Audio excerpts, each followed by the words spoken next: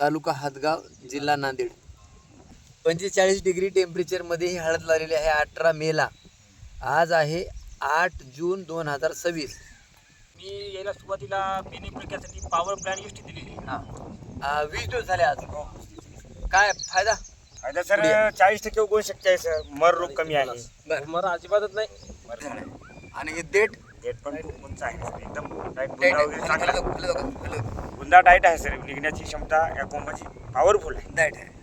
आणि हिनं जे काही वर निघाले जसं वर आले तसं खाली मुळाचा जारवा वाढत आहे सर. वाढला. कुठला रोग? नाही कोणताच रोग नाही. काहीच नाही. केस मुळा आहेत, हो. मुळा लांब पण आहेत आणि इकडेच नाही सगळीकडे मुळा प्रत्येक ठिकाणी आहेत सर. आता जमिनीत सुद्धा राहिले ना आपल्या हा, आता हे- 25% राहिल्यात सर. इथं जमिनीत राहिल्यात ना, बघा ना सर. इथं पण मुळा राहिला. हा राहिले आपल्या म्हणजे संपूर्ण येऊ शकत नाही ना सर. हा हा हा या ठिकाणी बघा. हा. हे बघा ही इकडे तुटली आहे. ही इथं इकडे आहेत. हे संपूर्ण मुळ्याच आहेत ना सर. हा हा तर इथं दाखवा. महत्वाचा विषय आहे की हळद लावल्यानंतर पहिला जो रोल आहे उगवण क्षमता 100% झाली पाहिजेत.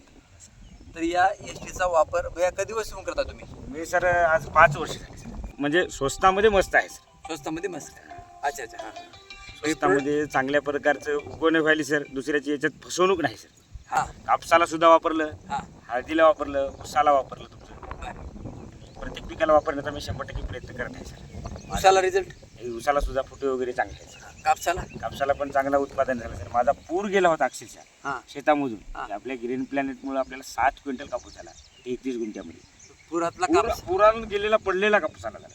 बरोबर. या ग्रीन प्लॅनेटमुळेच आपलं खूप चांगलं झाले.